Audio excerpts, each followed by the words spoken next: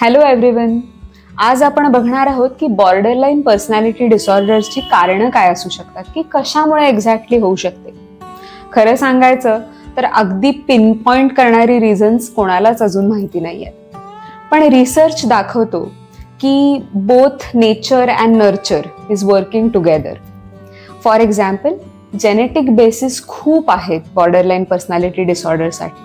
म्हणजे जर फॅमिलीमध्ये अशा व्यक्ती असतील ज्यांना ही डिसऑर्डर आहे, किंवा हीच नव्हे पण इतर कुठली तरी मूड डिसऑर्डर किंवा मेंटल हेल्थ रिलेटेड डिसऑर्डर आहे, तर प्रोननेस किंवा शक्यता ही वाढणार आहे बीपीडी असायची. पण दुसरी गोष्ट म्हणजे बहुतांश व्यक्ती ज्यांना बीपीडी आहे अशा व्यक्तींना चाइल्डहुड ट्रॉमा पण आहे. ट्रॉमामध्ये मग तो कुठल्या तरी प्रकारचा अब्यूज असू शकतो, सेक्शुअल किंवा अदरवाईज. त्याच्यानंतर पेरेंटल निग्लेक्ट, की त्यांच्याकडे लहानपणी नीट लक्षच दिलं गेलेलं नाही आहे, वेन दे वर व्हेरी स्मॉल, आणि त्या प्रकारचा निग्लेक्ट पण एक प्रकारचा ट्रॉमा आहे. सो अशा प्रकारच्या ट्रॉमामुळे पण बॉर्डरलाईन पर्सनॅलिटी डिसऑर्डर होण्याचे चान्सेस वाढू शकतात. तिसरी गोष्ट म्हणजे brain. There are actually structural changes, or rather structural differences between people without borderline personality disorder आणि with borderline personality disorder. Especially ज्या गोष्टी ब्रेन मधल्या आपले इम्पल्स कंट्रोल करतात किंवा इमोशन्स आपल्या रेग्युलेट करतात, त्या भागांमध्ये प्रॉब्लेमॅटिक स्ट्रक्चर आढळून आलेलं आहे.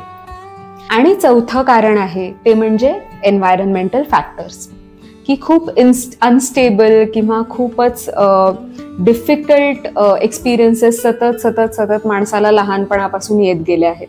तर हे फॅक्टर्स डेफिनेटली कॉन्ट्रीब्यूट करतात या डिसऑर्डरसाठी सुद्धा. आणि मेन आपल्याला एक गोष्ट लक्षात ठेवायची आहे की इतर कुठल्याही आजाराप्रमाणे याही आजारामध्ये जितक्या लवकर आपण डॉक्टरकडे जाऊ किंवा मेंटल हेल्थ प्रोफेशनलकडे जाऊ, रीच आउट करू हेल्प घ्यायला, तेवढे रिझल्ट चांगले असणार आहेत. सो तुम्हाला माहिती आहेत आता कॅरेक्टरिस्टिक्स मागच्या व्हिडिओमध्ये.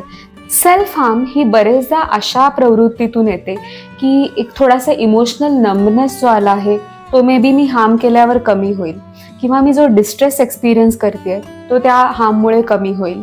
आणि तिसरं म्हणजे it is a cry for help. So दरवेळेला सेल्फ हार्म हे सुसायडल आयडिएशन असेलच असं नाही. सेल्फ हार्म करताना आपल्याला जर कोणी आढळलंय तर लगोलग त्या व्यक्तीला प्रोफेशनलकडे घेऊन जा, त्यांनी खूप मदत होणार आहे. वेगळ्या वेगळ्या प्रकारच्या थेरपीज आणि मेडिकेशन सुद्धा अवेलेबल आहे. Thank you so much.